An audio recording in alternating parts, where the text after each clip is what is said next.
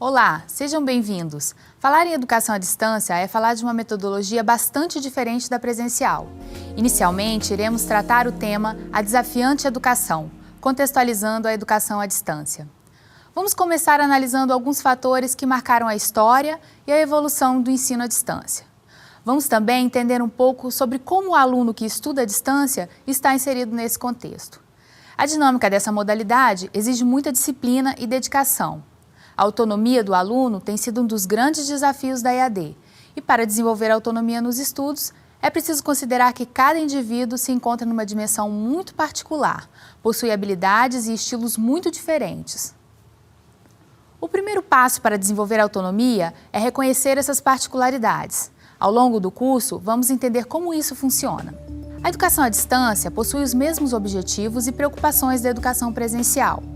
Promover o conhecimento, estimular o senso crítico, formar cidadãos, possibilitar o acesso à cultura e muitos outros que se assemelham e percorrem as mesmas ideologias da educação presencial.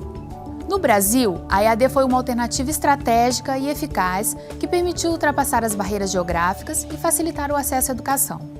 Mas em torno desse assunto estão outras questões polêmicas. Um exemplo é a questão da distância. A primeira ideia quando falamos de distância é a ideia de uma não presencialidade. Mas a aprendizagem não adquire qualidade inferior apenas pela distância geográfica, muito menos pela diferença de tempo em que se estabelece o contato com o professor. Numa sala de aula presencial, por exemplo, quantas vezes já estivemos longe enquanto o professor ministrava uma aula? O fator distância se torna muito relativo, porque o que nos interessa é aprender. Ao professor cabe a orientação, a instrução, o plano da disciplina. Ele prepara a aula para o aluno. A partir disso, é do aluno a responsabilidade de aproveitar o conteúdo da melhor maneira. Vejamos um exemplo de aluno habituado ao ensino à distância.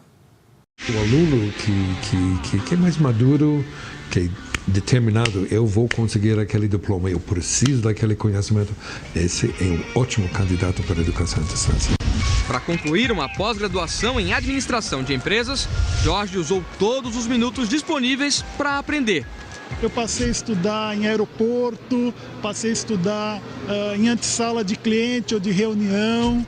E tem uma receita para transformar qualquer lugar em sala de aula. Você se fecha em você mesmo e se concentra. Só tem que ficar ligado no teu voo para não perder o voo. O professor vai continuar realizando a tarefa de apoiar o aluno no processo de aprendizagem, mas quem decide aprender o conteúdo, quem experimenta e vivencia o prazer de aprender, é o aluno.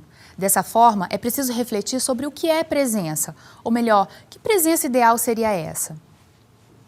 Esse curso foi desenhado para alunos da educação à distância, então vamos limitar nossa reflexão ao caso do aprendiz. Sendo assim, o fator distância vai modificar o ambiente de estudo e o modelo de interação.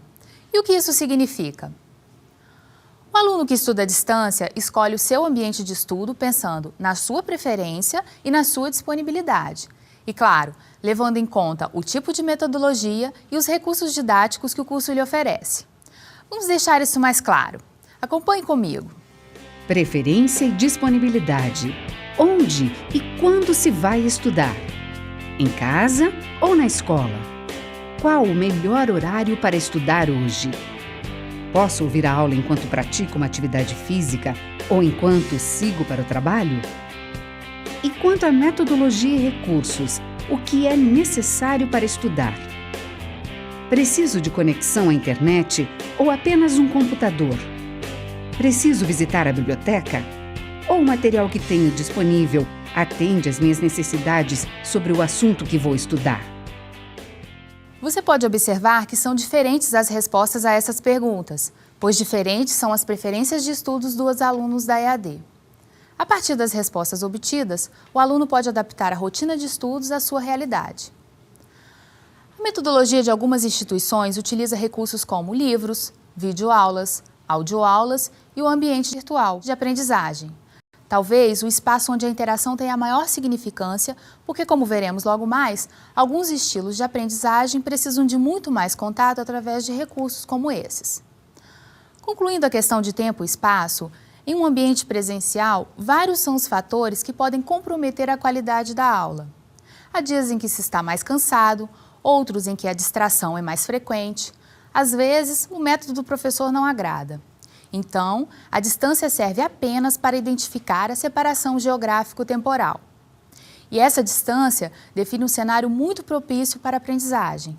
A ausência física de um professor, o estilo de comunicação e as formas de encontro funcionam como estímulo para o aluno. A EAD favorece a formação de bons hábitos à medida que exige planejamento, autonomia, responsabilidade e gerenciamento do tempo. Qualidades que contribuem não apenas com os estudos, mas também com o mercado de trabalho, que passou a exigir profissionais com perfis mais dinâmicos, multidisciplinares e proativos.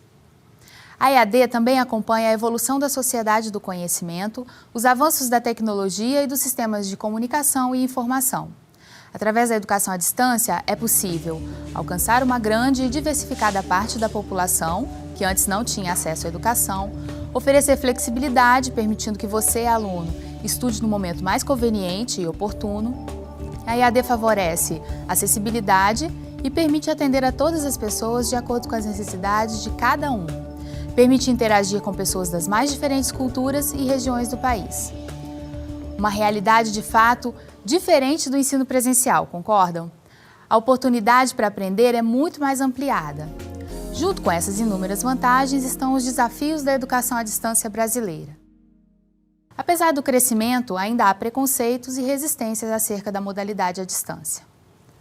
No Brasil, alguns fatores de ordem cultural, tecnológica e operacional contribuíram para impedir o progresso e a massificação da modalidade. No momento, faço questão de indicar o problema de ordem didática, representado pela educação tradicional e o seu modelo de dependência e necessidade de presença física. A educação tradicional configurou uma cultura de transferência.